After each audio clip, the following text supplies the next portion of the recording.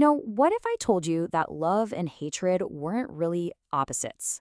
What if they were actually two sides of the very same coin?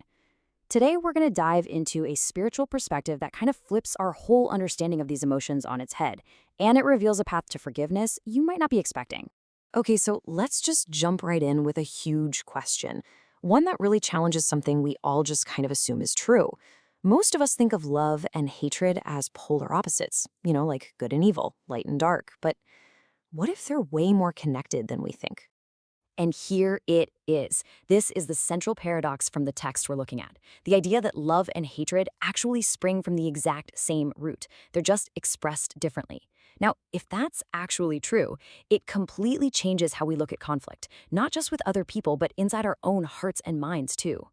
So, all right, if they're basically the same thing, then what on earth is hatred? Let's dig into where it comes from, according to this guidance. Turns out it's not some independent force out there. It's more like a shadow that's cast by love itself. The way the source material puts it is so powerful. It describes hatred as love that's been blocked or twisted. I mean, think of a bottle of champagne that's been shaken up with the cork jammed in tight. All that pressure, that stored up energy, that's hatred. It happens when our simple desire for love turns into a demand, a demand to be heard, or to control a situation, or to just get our own way. And you can really see the difference when you put them side by side like this. Hatred, it comes from a place of hunger, of lack. It's all about demanding and receiving. But love? Well, love comes from a place of abundance. It's grateful, so it just naturally wants to give.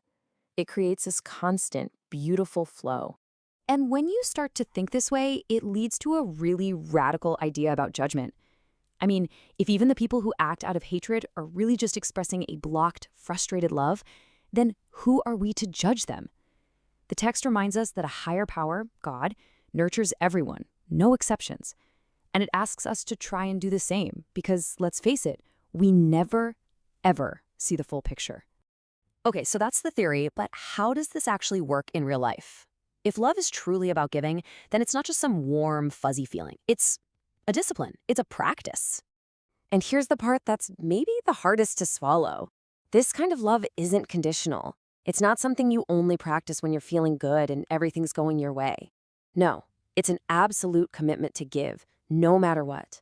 I love this analogy because it hits you, right? The real value of a gift isn't its price tag. It's the sacrifice behind it. The true measure of love is what you're willing to give when you feel like you have almost nothing left to spare. Your time, your patience, your compassion. So when you see it all laid out like this, you realize, wow, this kind of love is really all about endurance. It's a commitment to always give, to meet hostility with grace, and maybe the hardest part of all, to never, ever give up on anyone, no matter how lost they seem to be.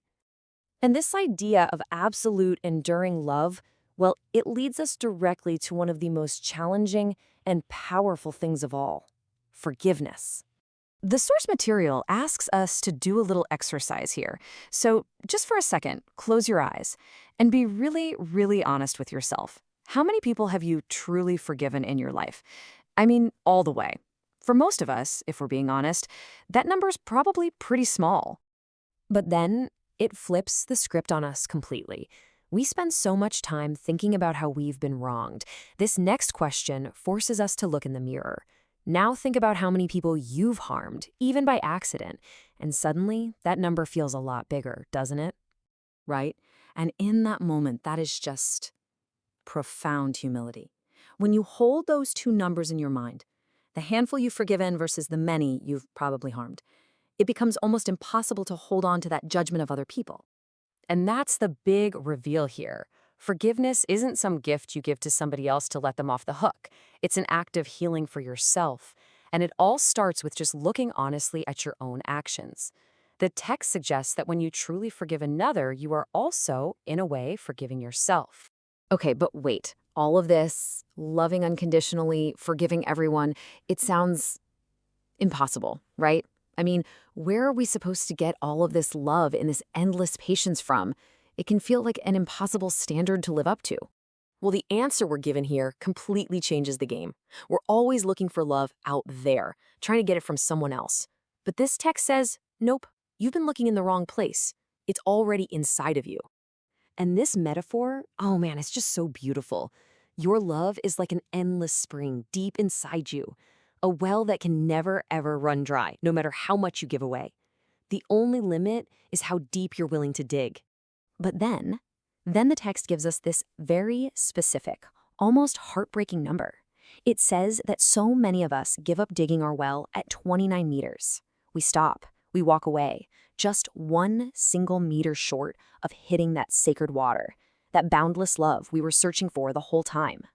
And so, that leaves us with a really tough question to ask ourselves, doesn't it? How deep have you really dug in your own life? Is it possible you've given up just before the breakthrough? And that brings us to the end. The source material closes by framing these very words, this whole message, as a kind of modern-day revival of this powerful, timeless truth.